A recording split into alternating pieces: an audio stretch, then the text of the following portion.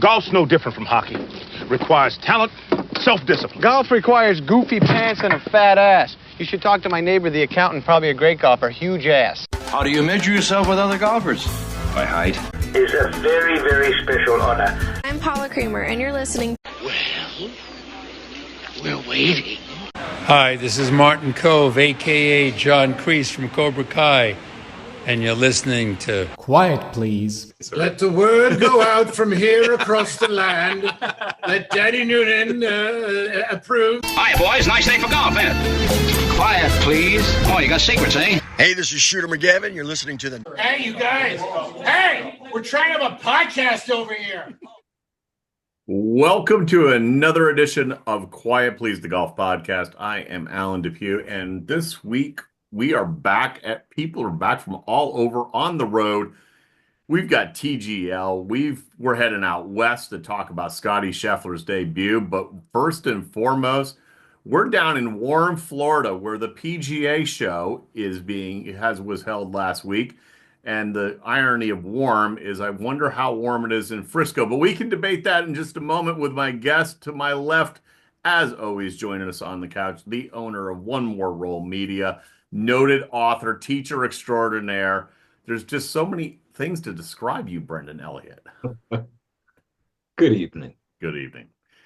And ever present to my lower left, Mr. Andy Hydorn. Hello, Andy. Hello, fellas. No, you're to my lower left. To my lower right, we are taking a new step in golf podcast history for our show. Our mobile golf pro, Boston Bob Baldessari. You can never say he's in the dark, boys. And if you're watching the YouTube channel version, you'll understand what I'm talking about. Oh, wait. Oh, Bobby, do not turn on the, not while Pam's driving. Don't turn the cabin light on. It's like he's walking home from the bar. Yeah, well, cannot deny, confirm the reports, but coming to you live from South Florida after the PGA Show, en route between a couple of dinners, but I can't miss the podcast because there's a lot going on, and I am in the dark, but we will make our way.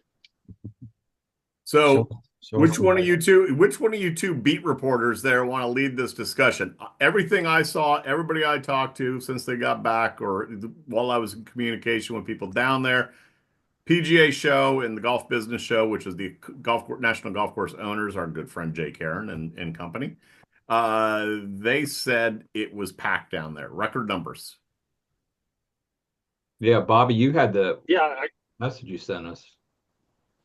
Yeah, it was the most attended PGA Show in 15 years. The vibe was strong. The excitement strong. I did spend some time with our friend Bill Preston in Lab Putters and walked around, and it was neat to get his impressions of the show and the technology side. I did attend the National Golf Course Owners Conference as well, and there was a lot of that was the most they've ever had at their conference. So I think there's a lot of strong sentiment that the golf industry is in pretty good shape economically. The National Golf Course Owners, they were talking a lot about capital improvements and catching up on deferred maintenance and things that have been put on the side. So, as I always keep telling people, you got to keep talking about retention. That word never gets talked about enough. But I think people are excited about what's happening in the golf industry right now. People I talked to at the show. But I think, I don't know, as good as it is, it's still, you got to keep an eye on things, as you guys know. Well, let's talk about just the NGCOA. I mean, I talked regularly with Rachel Carter, their director of membership. She said it's going crazy. I mean, that more course owners are obviously seeing the importance of the NGCOA. I said it when we had Jay and Kathy Hartman on the phone, on the podcast. I mean, the NGCOA, great show, but the PGA is what most of our listeners and the people that are, buying the equipment, they want to talk about BE. When you were at the show, you made it one day, I believe, right? Yeah, I went on Thursday. I didn't go last year, still kind of dealing with some anxiety and crowd stuff. So I didn't know, and I'll ask Bobby this, but the configuration of how everything was set up was a little bit different. They had the stage instead of being down by where the driving range is, that was front and center as you walked in to the main entrance. And I just like how things flowed. It was subtle. People may not have even noticed the stage part. You would have noticed for sure, but it was busy. It was exciting to see that. And it's been busy in the past, but you still had a vibe in the past, I guess, that you could call just kind of subdued. The vibe was good. Like people were excited. I always go into the new product zone and see what people have that's going to be gone in 6 months and what stuff might have some staying power. And there's some, AIs kind of coming into the world of golf, and there's a lot of stuff AI in teaching, but not just teaching and other things. I think Bobby talked about that our last show, talking about that integrated, and you probably saw that at the golf course owners. AI is going into not just the teaching side, but the course management side and the turf side. Um, my biggest fear, though, echoes exactly what Bob said, is you things are good and they have been good, but we cannot take our foot off the gas. In fact, we need to almost pretend like the bottom could fall out at any moment. That's the way we should be approaching things. I think it was our good friend Don Ray's bright blue blazer when he was out there chatting up the PGA that had everybody's vibe up, Bobby. I'm sure you agree with that, but real question I have for you, sir, is key product launches. What did you see? Equipment trends? What were the popular things? Hardware, soft goods? Give us some dirt. Yeah, I saw a lot of putters. There's a lot going on in the putter area. Golf balls, they're still always trying to tweak things, trying to get everybody. And we can talk about the rollback of the golf ball tonight or another show. Yeah, there's a lot going on with AI. I tell you what, the travel area was pretty big. Seemed a little bit bigger than normal. Really? Yeah. A lot of people are traveling. A lot of upscale travel going on, expanding areas that you can travel to. Some places that are a little bit different. Oh, by the way, Kentucky Golf Trail is up and running. Small shameless plug. Shameless plug there. Sorry about that. Kentucky Golf Trail, yep, kygolftrail.com. But anyways, we'll have more on that coming up. But no, seriously, talking to Craig Hammock, good friend of mine over the years with Signature Golf. Signature Golf, sure. Yes, great travel company. They're expanding and they're going into different places. So a lot of excitement, as Brennan said. I think they keep tweaking the show little by little, the layout, where they put everything. So it's a constant evolution. I know Thursday night they had the big concert with Third Eye Blind. That's always a big hit. What else? There's just a lot going on. I mean, years ago it was a 4-day show and everybody thought it was a little too long. 3 days seems too short. I don't know, Andy, you were there years ago, and 4 days, I don't know. I could use a fourth day these days. I got a lot going on. Yeah, it depends on who you are, though, right? So for the manufacturers, like they were getting there early, they were setting up, they were having meetings. The show would happen 1 day, 2 days, and by the fourth day, the manufacturers were just had it, tired, done with it. And frankly, the fourth day used to end up being just a bunch of old retired people in Florida who got, badges from other people to walk around. So when they did change it to 3, I think it was a little more efficient on the manufacturer side.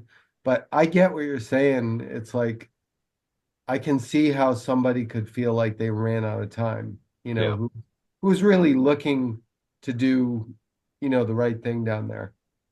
I'm not gonna lie, I didn't make it down this year, but last year I was at the bar across social network or whatever it's called across the street at like noontime the second day. I'm done. I was done. You got to look at it this way, though, in my opinion, that everything's so digital and like the world's changed since, right before COVID. You don't necessarily, in the manufacturers, you can see that in the sizes of the booth. We used to have like TaylorMade Adidas that would or they would have massive boosts and spend over $1 million. I think they had one year was Adidas. They don't need to do that anymore to be relevant because there's so many people I didn't see on my list, but I wasn't worried because, they don't even give you the book this year. I don't think you got a guide because everything's digital now. Everything's digital. Yeah. And people seem to be extending things out for a week or two so they can connect once they get back home. And I think the show really keeps going for a week or two after the physical show. Speaking of seeing people, Bobby, I recall seeing a tweet. Wasn't a lot of notable celebs down there, right? Yeah, no, not that I look for that stuff, but I did. I think I was texting with you guys. I did not see or hear or really.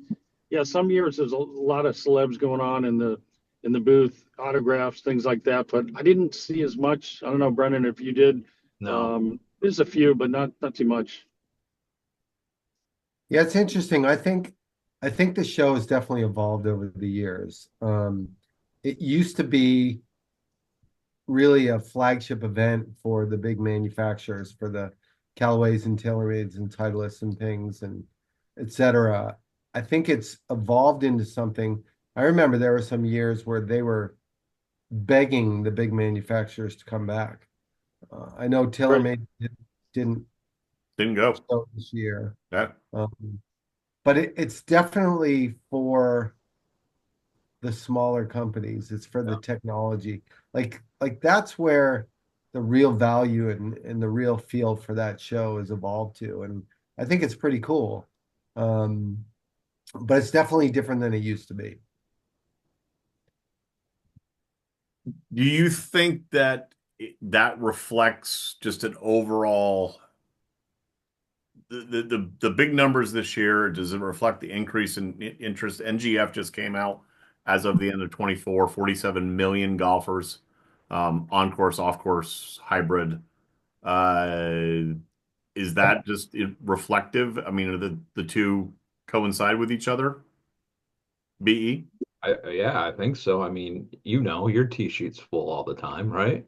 I mean, could always be better, but yeah, it's doing okay.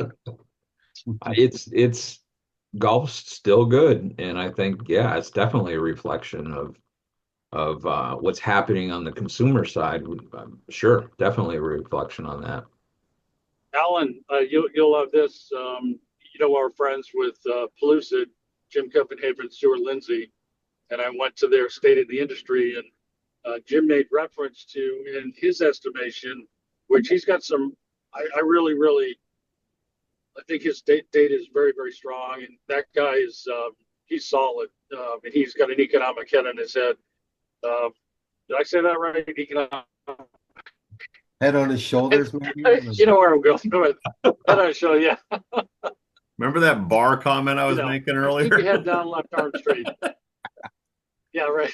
Keep your head down, your left arm straight. Yeah. But Jim said, I don't want to quote him per se exactly, but it was basically, hey, I can't believe I'm saying this, but the industry is looking so good right now that we could start to talk about adding on some courses in the right area geographically, which is a little bit different than Jim and Stuart have said, really for.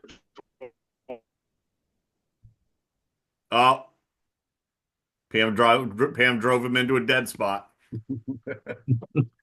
Hey, BE, while we wait for Bobby to reemerge from the wormhole, so what would be the two? I mean, did you see 2 or 3 top things that you think that the average golfer that's out there would be interested in? Yeah, maybe on their wish list. I definitely think there's a shift in, drivers always seem to be the hot thing, and they're still hot with the new launches of, TaylorMade and all the top brands. But Bobby had touched on a little bit. Putters, I think, are the hottest thing right now, and people. I mean, what Lab has done has just kind of changed everything. I think you got these smaller startups that come onto the scene, and you've got Lab putters in everybody's hand, from mini tour guys to guys, just local guys at the club. But now I was watching Phil and Grant playing the Johnsons, and they all had lab putters in their bags. So I think putters were the hot thing, and really I think lab was up near the top with that. The other thing too, and there's an article on PGA.com that went out this afternoon about that I wrote about simulators and home practice areas. I think that's a big trend too. The screen golf, bringing it home. I think that's something people are definitely interested in. Turf and nets, and Well, that goes to what Bobby said. I mean, when we had Bill Pressey on, I mean, he touched on that himself about the simulator business and like any technology. I mean, I just picked up a TV for $100, but I mean, technology is drives the price down, and so home teaching systems or home teaching computers and what have you are that much more affordable, obviously, if you have the space. I mean, yeah, you can always find the space if you're a golfer. Yeah. Hey, Alan, am I back? You're back. Yeah, well, I did forget. I want to finish one comment. There are more and more simulator companies out there, and they are doing some pretty sophisticated stuff. So that, like as you just mentioned, the idea that some years ago somebody couldn't even think about a simulator in their house, really cost effective for that. Really getting more cost effective at the golf facility level. There's some like Golf Sun that are still pretty high, right? Pretty high end, but that was one thing where I thought I saw more simulator companies than I had seen before. Was there any one that stood out more so than the other one, Bobby? I mean, they were all solid. They all have bells and whistles. Some are better for the consumer that I think they're going to get a realistic feel for golf, like Golf Sun. Golf Sun is very, very realistic. The way the whole setup, the where you hit off of the turf, it can move up and down. You've got some bunker related turf grass in there. Top Tracer is strong. Trackman strong, obviously. Trackman probably better for maybe some clubs if you're looking to do some instruction the way they have it. So just sort of going to depend on what you're looking for. Yeah, and I think Rapsodo and what's the one Tiger uses? Full swing. Full swing, which is a really good subject matter for TGL. Yeah. Foresight's good. I mean, there's a lot of good ones out there. So what we could say then is you could pour yourself a drink, walk over to your living room, strike a few 5-irons, and kick back and watch TGL. But what kind of drink would you do, Andy? Well, regardless if you're pouring a drink with a $50 bottle of vodka or a $5 bottle of vodka, you're better off mixing with the best possible mixer, because your mixer makes up about 3/4 of your drink. So Q mixers, for example, make some wonderful options in the mixer space. Ginger beers, tonics, club sodas, some great flavors. Moscow mules, so all sweetened with agave and lower calorie, all natural ingredients. It's just a better way to go if you're in the mood for a drink. Obviously. And if you're going to have that drink and you're going to kick back, what are you going to watch on TV on a Tuesday night, Brendan Elliott? Well, Monday night this week. Oh, my apologies. I don't like that it was on Monday. I had to go back and forth from WWE and TGL, and that kind of really screwed things up. Well, we're talking technology at the PGA Show. The ultimate technology in golf right now is down in at TGL. Talk to me. What's your overall thoughts? Here's what I'm gonna say. 900,000, over 1 million viewers, 600,000 for 3 weeks. Maybe that's a product of not competitive matches, perhaps. Participants. I think they nailed it last night. Oh yeah. It was awesome. I think a couple of things struck me. It's so much better when there's some sort of drama attached to the match itself. I think they're starting to figure out how to use the hammer which I think is really cool. And it's not like, a regular game of Wolf when you can throw the hammer at any time. You have possession or you don't have possession. So I think there's a lot of strategy that goes on with that. We got to see a chip off at the end, which was pretty cool to watch. Yeah. I think the whole thing was good. I think they're really starting to kind of slide into a really comfortable way with the whole TGL thing.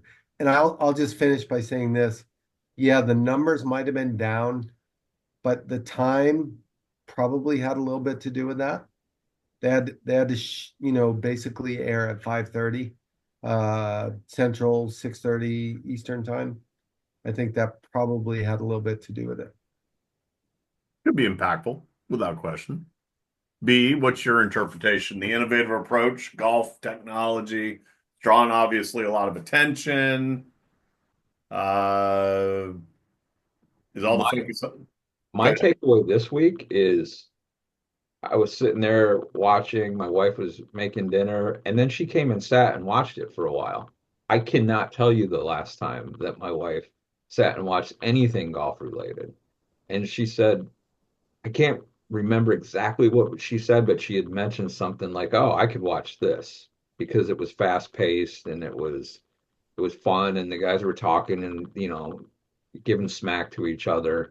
The whole shot clock thing's interesting, and they're still trying to figure it out. So God bless Kevin Kisner, but you can see some bad shots. These guys trying to figure out the grain, and even Tiger kind of stubbed one, almost double hit one. So it's definitely something, especially this week where there was some drama that they've been lacking, that I think a lot of people can get on board. However, for us in the industry, this is great, but we still got to get people on the golf course that tune into this stuff. So that's still our job in the industry, is to convert these people. Bobby, anything to add? None whatsoever. I have not watched 30 seconds of that yet, so I can't really. Oh, thank God. I'm glad you admitted to that, because I'll be honest with you, I think I watched like a minute and a half of Kiz chopping it up. I haven't missed 30 seconds of it. It's I wish I watched it. I wanted to watch it. Just has not fit into my schedule, to be honest. I've had a lot going on, and now the PGA Show, and this week got stuff going on. But yeah, I do want to watch it. I really do. I watched some highlights, but I just haven't watched it. So case study of one, your wife. How are fans receiving TGL? I mean, we're all in the business. 50% of us haven't even watched it. I mean, I got the snippets here and there, but I mean, you guys are into it. Haven't been into it. How's the average golf fan seeing it? Real golf's a snoozer. You got to be a diehard golf fan to watch. And traditional golf, PGA Tour, LPGA Tour, DP World Tour, doesn't matter. I'm leaving one out on purpose. They have to get a little bit creative in how they present stuff, because there's ways of doing it. The PGA Tour just invested a whole lot in that, in their new studio, and they're trying to bring in some more technology. But for my wife to sit and at least have an interest for a few minutes, that bodes well for TGL for sure. But definitely, if the tours can take note, that's how we could get viewership back up for traditional golf. Andy, you would have loved it, because I saw a guy on X make the comment, "I'll watch TGL when Liv's represented." Oh, I saw that. Yeah, I mean, I think that would be cool for Liv to be represented, to be honest with you, because it's more of a personal thing. But I'll say this: I feel like they're starting to get their kind of legs underneath them with this whole thing. I think the personality stuff, they may be trying a little bit too hard. Yeah. In some cases, but Tom Kim is a natural, like a total natural. He was on last night. and was such a breath of fresh air to watch him do that whole thing. And I think there's just going to be some people that are going to be better at it than others in terms of keeping people's attention. I think that the real thing to be concerned with is the technology. Yeah. Full swing is not the best technology. It's not TrackMan. It's not, Foresight. It's just not. And I think I always get Foresight and Flight Scope like mixed up. Which one makes the quad? It's Foresight. Foresight. Yeah, Foresight. So I just think that there are some things that we've seen through the first few weeks that you can attribute nothing more than the technology's not great. Tiger hitting a wedge 30 yards over a green, that would never in a million years happen in the real world. So it's just one of those things that, and I know that there's a business connection between Tiger and Full Swing. I get that. But at the end of the day, they have to really figure out that part of it. And again, I feel like they're really starting to catch their stride here, and the strategy of the hammer and all those things. The players starting to be comfortable with the different digital holes, I think is a thing. So it was really, really fun to watch last night. I just want the Boston team to win. Well, their own one. But they're the only team that lost that didn't lose by Right. touchdowns. Is that the Bruins? What? Well, Boston Bruins Common. Boston Common. Sorry. I heard losing record. I thought Bruins. They have the thank best you. mascot. Keegan's mustache, the best mascot in the team. Yeah. BE. So, I mean, to your point, it's like hockey. I don't pay attention until we get to the playoffs. Majors, that's usually when golf fans tune in. And actually, I'm going to throw this in because it's kind of related, very loose relation. LPGA just lost another major sponsor on one of their events, so they're going to have another gap in the. Does something like TGL in these winter months fill in that void? Do you think? Connect with a different. It will. But like Andy said, they're just starting to get their legs. We're kind of seeing the playoff picture kind of take shape now with the standings with 4 weeks in. I think I can see people getting into this, especially as they get into the playoffs, and merchandise will start selling, and it definitely takes that the winter doldrums that a lot of us have. I mean, there's still good golf, traditional golf. We got Pebble next week, and the ladies start this week in Orlando, so there's still good golf out there. The merch is never going to match up with the Four Aces. I'm just going to tell you right now, perennial powerhouse. Bobby, before we move on to the West Coast, talk to me about what's going on in the Bourbon State. In the Bourbon State, we have a lot going on, especially with the new Kentucky Golf Trail. Oh, tell us about that.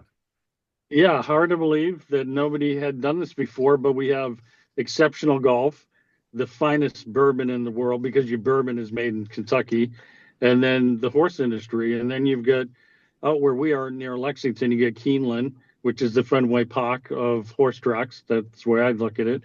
And Churchill Downs is the New York Yankee Stadium, is where, I kind of look at that. So you got these iconic horse industry, amazing bourbon. There's tourism. So basically, we get in there to the Whitford Club just outside of Lexington, and we've created the Kentucky Golf Trail to help people share and experience the most amazing golf trips imaginable. We can get people to get up close and personal. Triple Crown winning horses are part of history. So we have that up and going, and people want to get more information at kygolftrail.com. And while you're there, you can put Q Mixer in your bourbon and have the most amazing drink ever. Kentucky Mule. There's nothing better. There you go. How you just paired two of those together is remarkable. Yeah. It's a talent. It's a talent. Good. VE, back to you. West Coast, Scottie Scheffler making his debut this week. The hand is healed. He's just got to make sure that he doesn't try to get in the kitchen very often, and he'll be right there on the leaderboard. Hand's tough. I'm a little bit worried how he'll come out of this. I mean, he's Scottie Scheffler, #1 player in the world, but I don't know how bad the injury was. But hands are something that you might kind of if somebody hurts themselves with their hands, because that's everything for a golfer. But Pebble, I love Pebble. You think of Bill Murray, you think of back in the day, Jack Lemmon. I mean, it's just an iconic event. And the field's good. Is this a signature event when they change the schedule up? Yeah, so the field's really good. We're gonna have Jordan's back, right? I believe Jordan's back. Scottie, and you look at Harris English, how he played this past week in really rough conditions. There's a lot of those like second tier guys that are kind of starting to bubble up there, and I think this week will finally be kind of like what we saw when Hideki played in Hawaii. We're gonna see some good golf this week. Andy, is it the venue? Yeah, exactly. And look, it's impossible to have the great fields every week. And I think to your point, Bobby, if you match a great event / venue with a great field, it's a winner. It's a winner. You're going to get it's if you get a dozen of those a year, including the majors.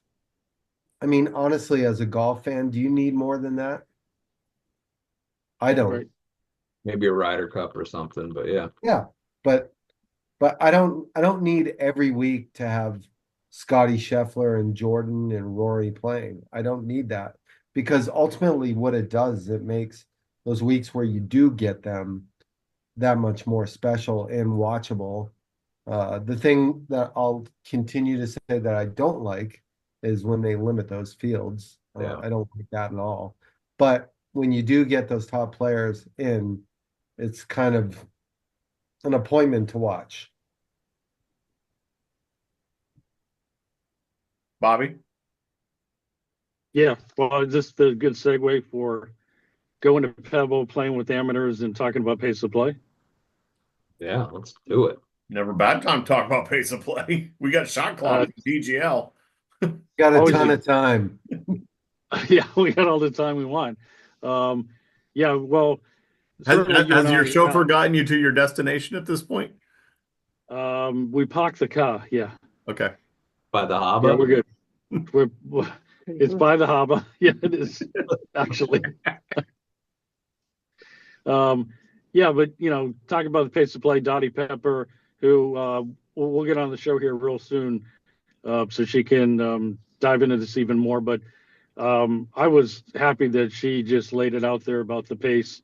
From an amateur side, playing the golf course, Alan and I, you and I, and Brendan being in more an operator side, it's a big deal. You want people to get around the golf course, have fun, but pace of play is a big deal at the tournament pro level. It's really glacial. It takes forever, and I don't think that's a good thing that the amateurs, especially the kids, watch that and then they take forever. When I was at PGA Golf Club, and I always say this, I had the key to everywhere, and especially the back storage room of the PGA's Museum of Golf that used to be a PGA Village in Port St. Lucie. It's no longer there, but I won't dive into that rabbit hole. But anyways, I'm reading PGA magazines. I'm reading golf magazines from the 1920s, the 1930s, the 1940s. Every decade, they complain about a couple of things: dress code. The game is going in the crapper because you don't play with a jacket and a tie, and pace of play. Pace of play has been around with issues since probably since the beginning of golf. I remember the USGA sent something out in the 1950s that talked about this is a serious issue and we have to deal with this right now. That's almost 100 years ago now. So, the industry, when I was at PGA headquarters, I was tasked with Tee It Forward. I worked with Barney Adams, who created Tightlize, the club company. And Barney, I thought, was onto something real strong with Tee It Forward. So there's always these initiatives. The industry gets all hot and bothered about some stuff, and then it goes away, and I don't know if it's ever going to be addressed. So I'll chime in here because I think there are two players that were in the mix at least for a while last week, Andrew Novak and Ludwig Oberg. Both guys just flat out play when ready. Yep. I mean, they move, they're quick. But I gotta say that I think the biggest problem, and Bobby, you mentioned that the kids are watching the players. I think the biggest problem is the instructors that are teaching young kids, because what they're doing is they're taking something that, let's say Jordan does something and Justin Thomas does another thing and Tony Finau does another thing and Tiger does another, and they're all great practices in and of themselves. But you start telling kids that you have to do what Justin does, you have to do what JT or what Jordan does, blah, blah, blah. And you have a laundry list of things you have to do before you hit a shot. And it's too much. I think the kids are being inundated with all of these procedures before they ever hit a shot. And there's no more instinctual golf really that's being played, with the exception of guys like I said, like Ludwig and Andrew Novak. Those guys are just dinosaurs anymore. They're moving along, they're playing instinctively and quickly, and kids are not taught to play instinctively. I use that term a lot. I agree. Yeah. So I'm gonna not counterpoint because I agree with you, but I do make my kids come up with some kind of routine. But one of the things I stress about that is none of this, whatever you put together, should take any longer than X amount of time. I mean, the kids that are getting this stuff from watching it, in my opinion, watching it on TV and don't have someone that's working with them personally to say, like what I'm saying to them is, yes, you need a routine. Here's your checklist. But if you go wait too long, it's no good. Like everything you did is for waste. So that's kind of how I see it. I think the problem with slow play on tour or, recreational is this: nothing's enforced. Nobody enforces anything from those that run the tournaments on the tour, but at the green grass, like how you put your tee times out. They need to be more space. Actually monitoring the golf course and not having a guy that's a dick being, hey, speed it up.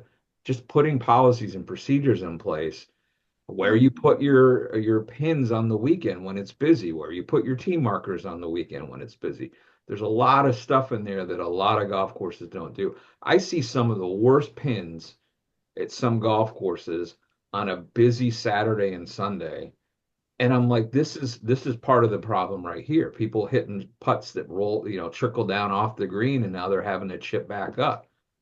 There should be center cut pins on weekends or when play's busy, and tees should be up. And you should enforce people, this is where you play if this is what you shoot, or this is what your handicap is. And now I'm going to counterpoint. Like the UK.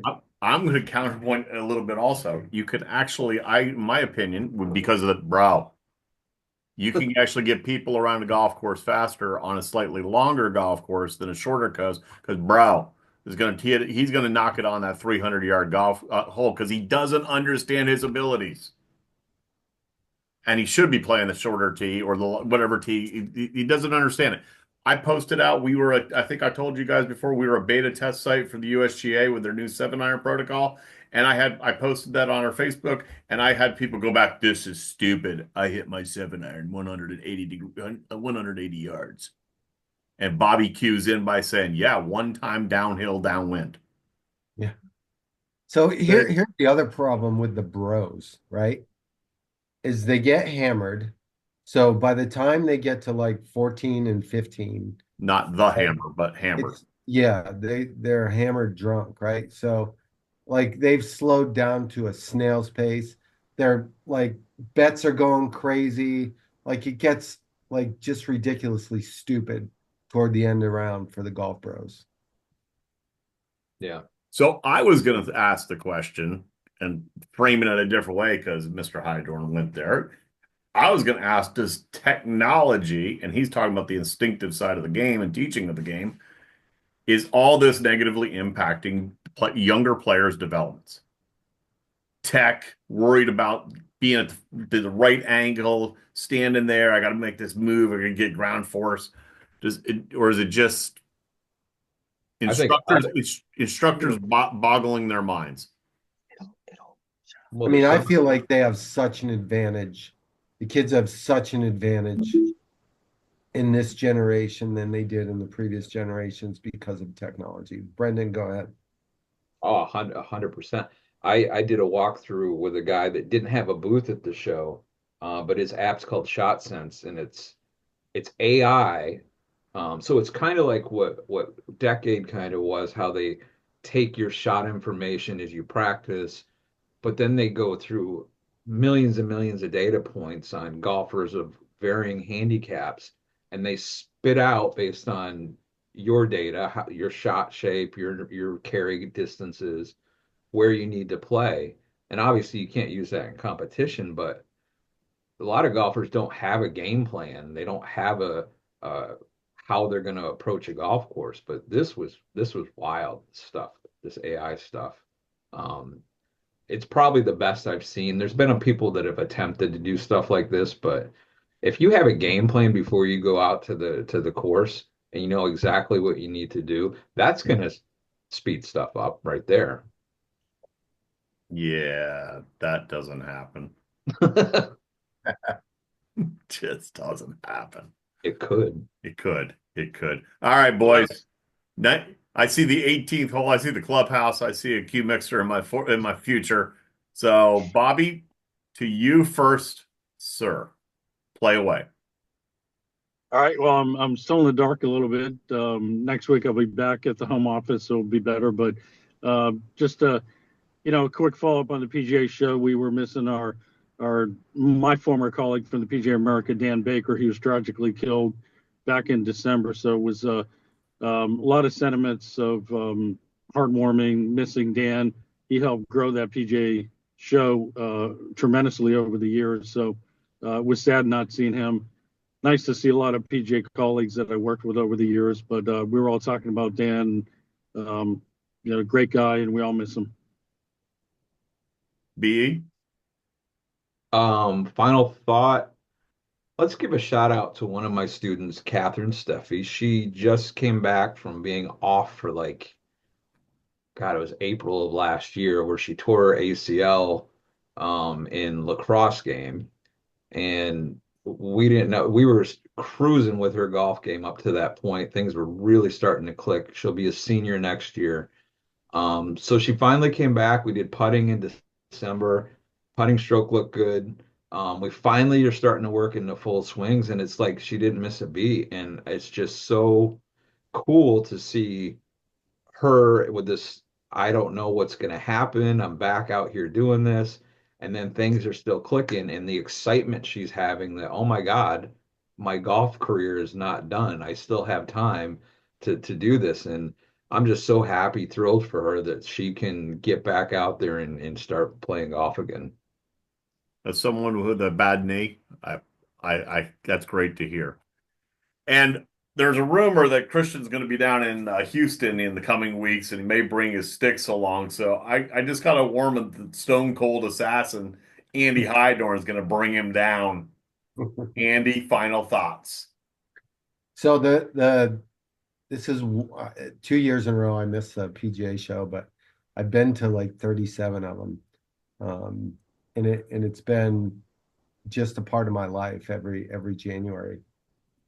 I went there as an employee of a big exhibitor. I went as the owner of a small exhibitor.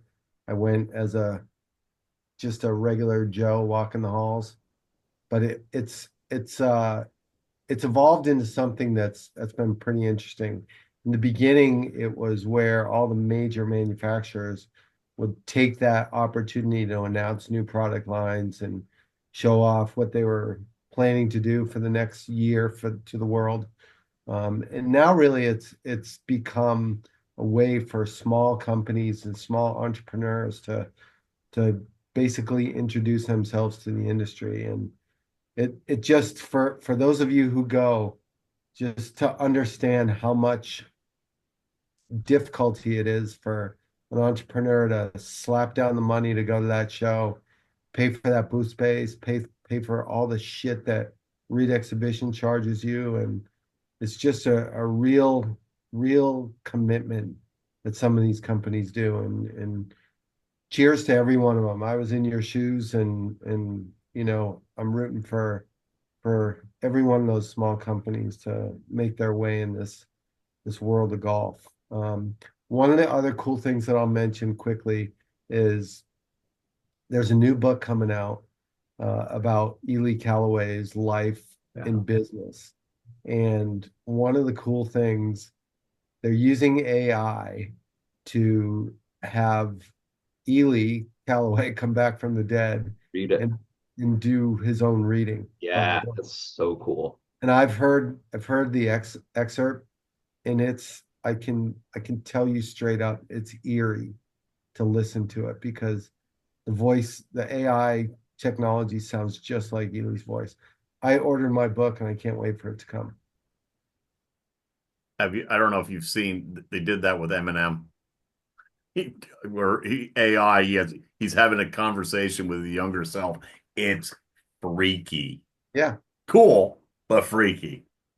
Shout out, personal note. I want to give a shout out to the sellers and the new buyer / owner of Gambler Ridge in Cream Ridge, New Jersey.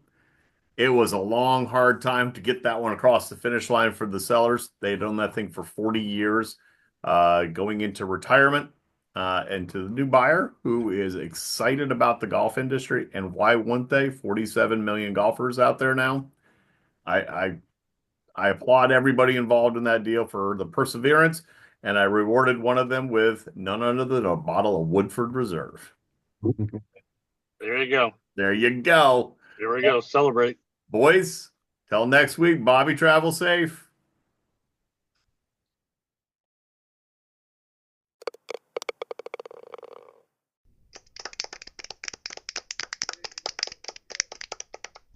You only have one opportunity to sell your golf property. Shouldn't you partner with an expert that offers you 30-plus years of golf industry experience, combined with the reach of a global leader in real estate? Colliers International Golf Brokerage and Advisory Services understands your unique business needs.